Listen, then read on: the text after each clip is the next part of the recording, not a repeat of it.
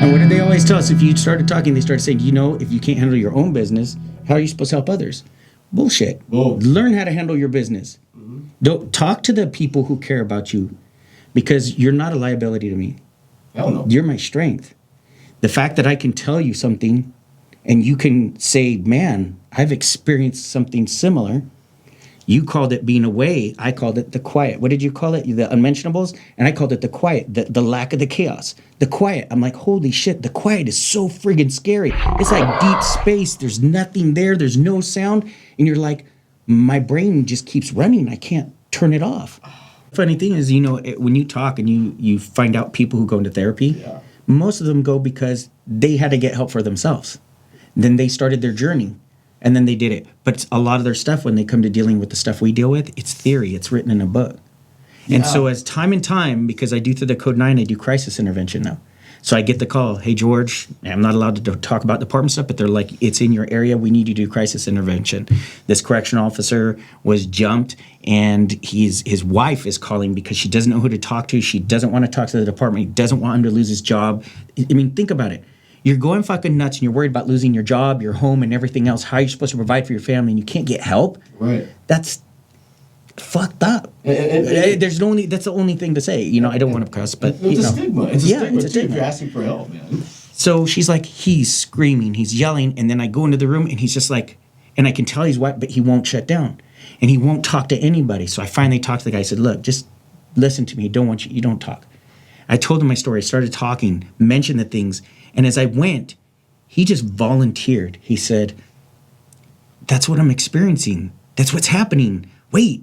And he's like, wait, and you're not a therapist? I'm not a therapist, brother. This is because I lived this stuff. This is not from a book. This is from blood life experience of where I've been and how I've traveled this journey. I'm sharing it with you. That's your degree. Yeah, that's my degree. And I'm still working on it.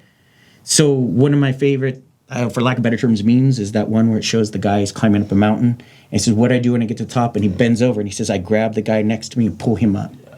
So I'm going to pull as many people up as I can, because there were too often certain deputies came and they're like, hey, George, they pulled me up. People that didn't understand, you know what I mean? Those names that said, I'm not giving up on you when everybody else did. I'm going to call and check up on you. When John texts me, dude, just 2-3 nights ago, I spent the night at his house. Yeah. Out of nowhere, I haven't heard from the fool because he changed his phone number. Sorry for calling. He forgot. And so I hadn't heard from him in a while. And the day I need, he says, hey, I'm in town and this is my new number. I'm like, no way, I could really use a drink. Just one drink. And then he's like, and so next thing I know, he says, dude, you could use a bed. And so the guy cleared off his bed, let me sleep on the bed, and he slept on the couch. That's what you need, that guy next to you, the guy that no matter what, it's like, yeah, I'm here. It's just that simple that, hey, I'm here. Text me, tap up, something, check on me. Do something. And we have to do, like I said, to be vulnerable like that is a scary, scary deal. To do those things that you did, to recognize that, hey, it wasn't what I did, it's who I was, and I lost it. But guess what? We're something else. We're better. And that's why it's so hard for people to comprehend when I say, man, I feel like I'm doing more good now than I ever did as a cop. Yeah. Because the tangible, you see that people appreciate it. You're doing it with people you care about, man. And I know we all do this too. If I go 3 days when I'm trying to get a hold of somebody, and if I call number 3, it's not, hey man, are you good? It's, hey mother, I'm gonna show up at your house. And that's usually when I get a call back, because they don't want me paying on the door. Because I will show up, man. And I told people as it's for me, as it's progressed, I found it to be even more passionate.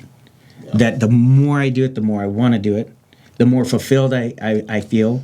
And there's a difference. A lot of people talk about being successful and stuff like that, successful career, successful relationship, all those things. But being truly fulfilled, you know what I mean, is on any level, any part of your life can help propel you in the other ones. The mind, body, spirit, all of it. You have to have those 3 pillars to function. And to, like I said, so, but I'm glad you shared your story too, Bryan, because you and I ran into the gym a few times, obscurity, and I remember going up, and even myself, a lot of times people say, dude, you just come up like it's no big deal. No, sometimes there's a lot of apprehension, like, do I talk to him, do I not? What does he think? Is he one? You know what I mean? Because I heard lots of people were saying I didn't get shot. I found out there were people arguing. I'm like, dude, I got X-rays. I got friggin' 4 bullet holes in me. I'm like, what the hell else? Why do I have to prove Doctor told this? you didn't get shot. Remember that? And you told. Oh my A God. doctor did, because they sent me to. They sent you to workers' comps, and this one group, they were supposed to be doing physical therapy. He's like, hey, I'm reading your chart here. It says you have a shoulder injury. I said, no, I was shot. No, it says shoulder injury. I'm going to release you back to work because you've been off the mud. That's not the judgment. Yes. I was just like, I said, dude, what? I have bandages on. I'll take the bandages off. He's not. And we almost got into a fight right there. I was motherfucking him, cussing and yelling. And of course, they're calling the cops. They're like, he's off. He has PTSDs, all these things. I'm like, I'm trying to stick up for myself. I wanted to go back to work.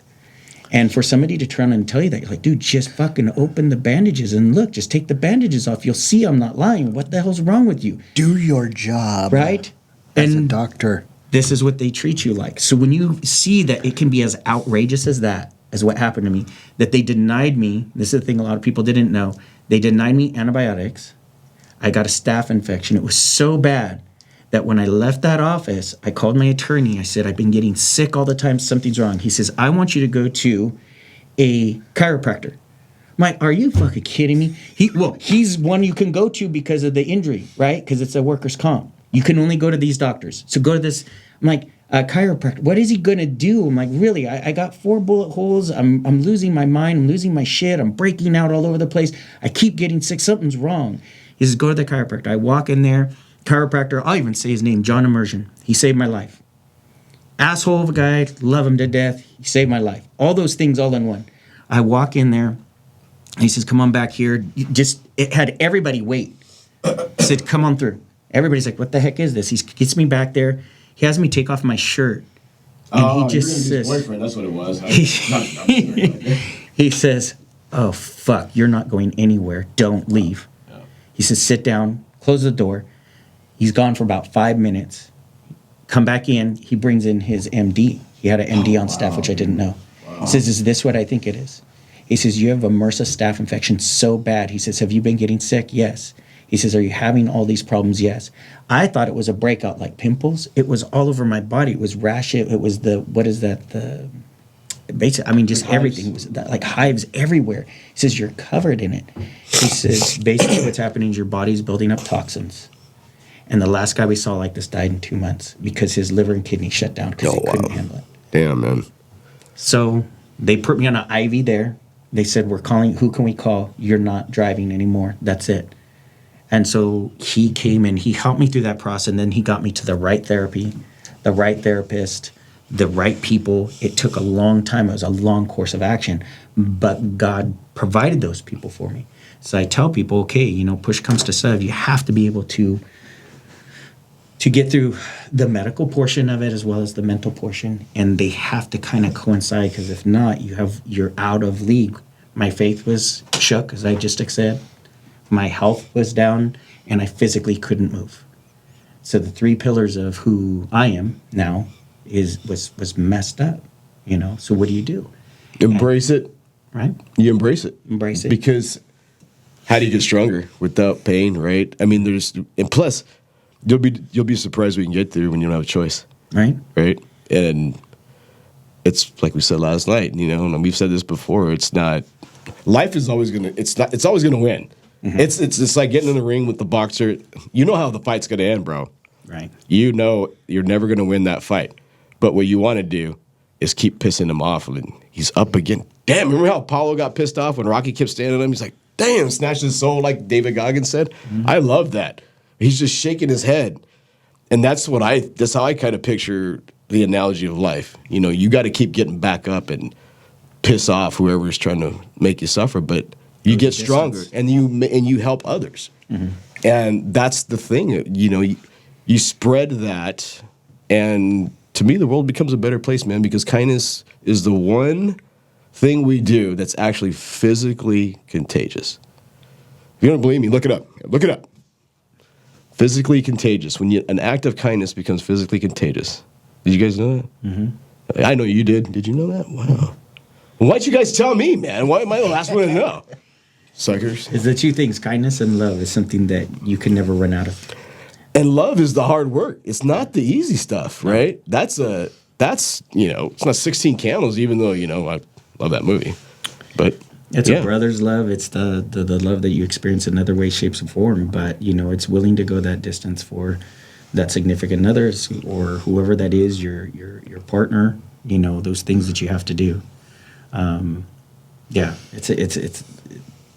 It's crazy how this circle has formed. There's other members of the circle. I don't know if you want to mention.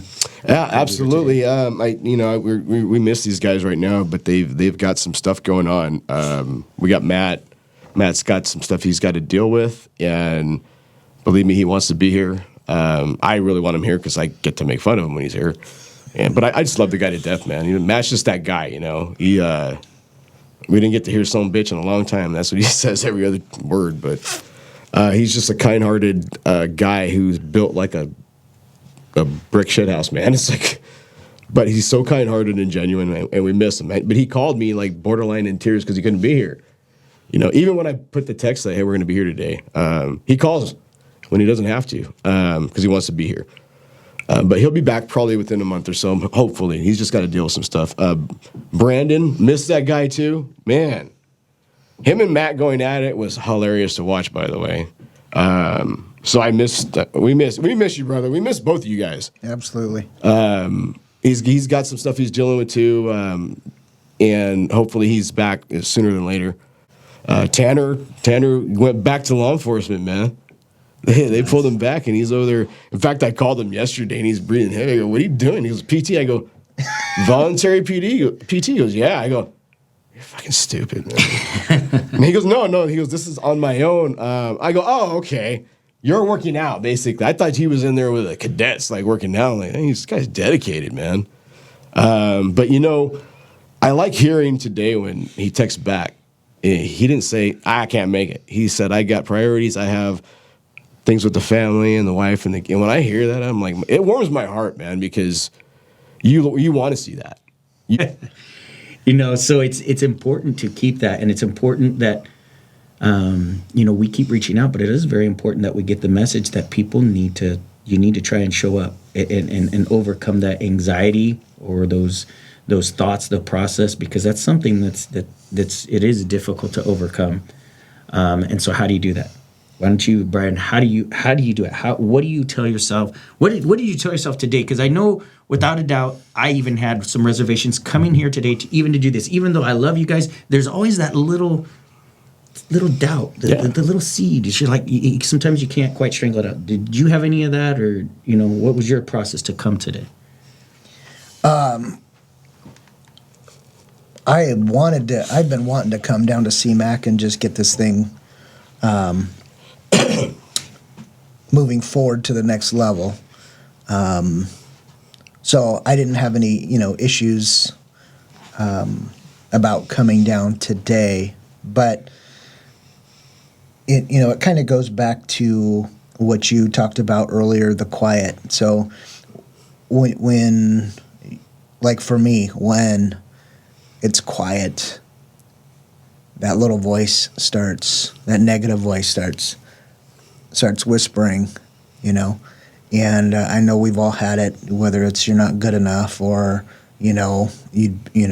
people would be better off if you were on a distant planet or whatever. And so for me, I have to keep moving like a shark, right? Because if I sit still, I will suffocate if I don't have the oxygen going through my gills. So, you stay busy and you try to keep that negative voice at bay or stay a couple steps ahead of it because you fall into that rabbit hole. And that rabbit hole goes forever and different directions, and it's, like you described it like space. It's deep space, and you're like, where's the surface? So through that, it's just like, I just keep swimming, like Dory would say, just keep swimming. Just keep moving forward. You couldn't do more manly than that, dude, really. All right, you keep swimming. Just just keep swimming, you know. Yeah, no, I get it. Put one foot in front of the other. Or some days you're like, you know what? I'm not going to give up. You know, I'm not going to give up. I'm not going to let this win. And, you know, and that's just what I do, right? And reaching out was so important. Like another thing that I try to do, and I think I took a page out of your book, is I don't make people come to me. If I see or somebody tells me somebody's going through some stuff, I'm on the phone. Mm-hmm. And if they don't pick up, I'm still calling. And if they don't pick up, I'm still calling. And then I threaten to go to their house, and that's, like I said, usually that's when they call me back, right? But there's a more important one, too. If somebody crosses your mind, call. Yeah. Because that's exactly what happened with you two guys. But the other day blew me away when it was some stupid thought I was having about Oz, and just the word Oz. And I'm like, I'm going to call and get my number. Yeah. I'm like, I ain't got a life, dude. I'm on my way right now. Where are we going? You know? Bring your wallet, though, right? Right? I was like, I went inside. I got inside. I did my order, and here he comes. I'm like, yeah, there we go. It was that quick. It was like, you know, just I needed time to process. And sometimes you do. You need that. And just like I said, the simple fact of being there is you don't have to do so. You know, I'll tell people you don't have to do anything spectacular. You don't have to have an education. You don't have to have everything thought of. The job is not to think things out for another person. It's just to be there, tap up and say, we're going to go through this together because got your back. I'm going to watch your backside. I'm going to help. Whatever you need, I'm going to be there. Whether it's, hey, we need quiet time together. We need to process. You need to get on the phone with me. Whatever the case may be. But again, those stereotypes that are set ahead, especially with people in law enforcement, I'd like to kind of just bring some of that out, if you guys don't mind, is like, why are we not allowed to be a human being? We're not supposed to get mad. We're not supposed to cuss. We're not supposed to... All these things, it's constant control over things that we actually have no control over. And then once you finally need that release, how do you release it? Right? So that's what happens. We get self-medication you talked about, which is including alcohol, drugs, the other things like that, anger management problems. The average person has their first cardiac. I just did the stats on this. I did a presentation for the North Fresno Rotary. Oh, wow. The average cardiac in a normal person is 67 years old. Do you know it's 43 for law enforcement? The first cardiac incident. Wow. 43 years old. How young is that? I know we're all over that, right? Yeah. You know, the life expectancy after we retire is 5 years. And they're talking about shortening that. When we retire, that's insane to think that, man, you go a career, okay, now we talk about critical incidents. The average for normal people, 3, right? Mm-hmm. It's like 180? 180, 195 for law enforcement. I did the military stats. You know how many it is? How many? 4. Wow. That's average enlisted person. But the one thing about being a cop, right? You don't get to pick to work in the office or be the person that, you know, the military has a bunch of jobs. So I want to make that fair on their part. That doesn't mean that they're special ops or whatever guys didn't see more. But as a whole, our community, we own PTSD, bro. I was watching this podcast with Jordan Peterson talking about men in general. And they said, is it okay to be a man? And he says, no, it's not okay. It's a necessity. It's a necessity, he says, because these men, and including the women, that go and do these jobs, the people that are building the infrastructure for the people that are the most privileged people, which are the people who are teaching in our colleges and stuff like that, what do they really do? They're teaching something that has already been taught. They're reiterating things that other people's works. They're grading papers. They're getting paid lots of money. They're living in structures that took a man in blue collar to build the building. The guy who's on the PG&E line keeping that power going. The guy who's keeping him safe, and now he's over here telling you need to hate and defund him. And he's protecting your right to be able to say, hey, go defund him and not have somebody do something. That's who they're attacking. They're attacking the infrastructure of what makes us who we are, that keeps the engine running. You don't go up to the mechanic that's having to work on the engine while it's running, just like a doctor, and say, hey, dude, we're going to fucking defund you. Hey, dude, you're a piece of shit because you wear that uniform. You don't know anything about you other than that uniform. You're a racist pig. Get out. We're done with you. Yeah. To have a culture do that, and you'd think we would have learned after Vietnam, No. but we're repeating it on a level that's unreal. And then in our own culture, we're doing it to each other. That's what gets me. Did you see the Russian spy that disclosed all this stuff in '84? Soviet Union at the time had a 25 or 30-year plan. Their plan was, and the guy said it, we can never beat you guys when you're united. The only way we're going to beat you is to divide you. And he asked them straight up, why are you going to do that? We're going to be the ones teaching you in universities. We're going to change the way you think. And we're going to turn you against each other. When they hit us at 9/11, what happened? Oh, God, yeah. Oh, they woke up a sleeping giant, man. Mm-hmm. And they paid for it. They're still paying for it. They don't want to do that ever again, right? But look at what's happening right now.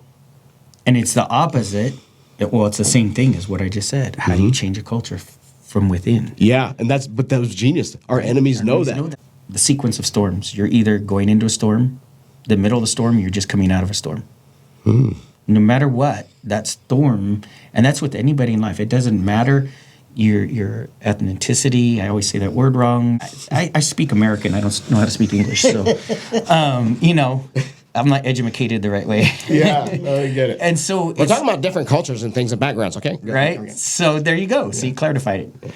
So I clarified it. Clarified it. I love this guy. It's perfect. It works. So when you go through these processes of are you in the storm right now? Are you coming out of one? Are you going into one? And sometimes those storm hits back to back. But the most important thing I think I found is let's take the time to breathe. And you as a person, if you're going to reach out to a person that's in that, it's trying to get them to delay, to breathe. And you also have to realize, and this is the hardest part, if they go through with it, it's not you. It's not your fault. And I have a really hard time with this because I had a very close friend of mine that was reaching out to me, and she worked at the sheriff's department. I'd kind of warned her. I said, hey, you need to kind of watch what you're doing. You're trying to do things as if you're a veteran and you're not. Slow down or they're not going to pass you. And they didn't. She went back to work with the probation department. And then she started calling me a lot. And at the time, I was in an unhealthy relationship, and the significant other I had was like, I don't want you talking to this person anymore. And they kept reaching out to me. And this is when I learned this is something that I regretted. She kept reaching out. I need to talk. I said, no, stop. You're going to cause me to get a divorce if I don't talk to you. I can't talk to you. Stop, And finally, it was just, that was it. I stopped. I know that I didn't do what happened, but I've heard she did it with another friend of ours because we met her funeral after she committed suicide. You'll go back and you judge yourself. The amount of times I did talk to her, the amount of times I did support her. Matter of fact, I helped put her through the academy. I helped her with uniforms, gave her ammunition, helped pay for her gun. You often think, man, what transpired here? What more could I have done? And the thing is, I think if you can slow people down to get them to breathe, use your analogy of, hey, put it off tomorrow and try and get them to somebody else. You're going to have to hand that baton off. You cannot, that level of when you're at that point is way too much for one person to handle. You can be a support system at the same time. When this person does that, there's the Survivors of Suicide, which is another nonprofit that's great here. Because people often think, well, then I can put more pressure on that person. Say, well, you have to live for this, or you have to live for this person. You have to live for... All you're doing is adding more weight, more expectation. Do something. It's better to do something than nothing. I'd rather do something and feel guilty that I failed than do nothing. So I know you're beating yourself up. I would too. But as messed up as it sounds, you got to embrace that, because that story is going to help somebody else. You got to embrace it. And you got to tell them, as the training I've done with Code 9, they're like, look, you have to be able to get them off to somebody professional. Yeah. You cannot hold that in yourself that you have to save it in this one moment. Because the odds are, all you can do is you're trying to get them to delay. You're trying to get them to get to the help. But what about the people that are watching this? Where can they find you? Where shoot. So you can actually, if you contact me through Facebook, that's the biggest way to get a hold of me. If you have something to deal with Life After the Badge, so we can send you an invitation and get you on there. And what that is, like I said, it's a camaraderie base. We're not on the internet. We're in a private group because we're trying to maintain some privacy with that. You can reach me. My name is George Osborne. It's Ozburn, like the wizard in a match. Best way, you can also Google Mr. Fresno, which is my business, which is real estate. That's not to plug the real estate, but sometimes that's the easiest way to get a hold of me. My phone number, my cell phone's on there. You can text me and say, hey, we saw the episode. We want to get in contact with Life After the Badge, or we want to find out more information about Small Step. Any of those type of things, I use that number for everything. I recently spoke at a boxing event where I sponsored and was able to get up in front of the ring. It was the throwdown in No Town. There's about 400 people there. It was a brilliant event put on by the Correctional Officers Union, which is called the Fresno County Public Safety Association. They do great things, man. They really do. And they are reaching out more and more, trying to help people. They're trying to assist with the Code 9 project, but they do a lot of youth sponsorships and stuff like that as well. So any of those things, I'll even put my phone number out here. It's 559-304-4349. That's 559-304-4349. And you can text me if you don't even want to talk. Text me and just say what it is you want to be in contact with, and we can make arrangements to do that. I think it's really important. Like I said, it's more of a passion now to be able to push this and help, because I got asked a while ago, well, what do I get out of it? And I said, could you imagine that you help one person here in this town, and then that one person, or even you, affected a person across the country or somewhere else where they got help, or they made the right decision that turned their life around in some way, shape, or form. To me, that is more inspiring, and that is a fulfilled life, so that I left the world somehow better. I know I've done enough stuff in my life that maybe I didn't make it as good as I should have. I've made a ton of mistakes, but to know every now and then, man, I did something right. I benefited somebody else. I benefited this. And so it's a raw emotion for me. So forgive me, because I do get a little beautiful something, because like I said, if I could do that one thing, who knows, maybe that person goes to impact and do something even better. Well, you're going to be back with us again, aren't you? Oh, hell yeah. Yeah, you're kind of forced. I kind of just said I'm going to stalk him, and he's got no choice for now. And I don't know if you guys know this, I can be a pest. Small one. Hey, by the way, thanks for CMAC for having us here. You guys are awesome. They provided the building, all the equipment, and training. They're just a great organization. Thank you guys. We can't thank you enough. This is really cool. By the way, if you need to get a hold of us, we absolutely mean what we say when we say we'll answer the call. Reach out if you need something. If you need a friend, you need just to talk. I mean, seriously. I spend a lot of time on the phone with strangers just talking. Just kidding. We really will answer the call. So reach out if you need us. It's Circle of Guardians on Instagram. And also the YouTube page, we're going to release all that stuff. It's actually going to be on this episode. You'll see it in the writing. Thank you guys for joining us today, and welcome to the Circle.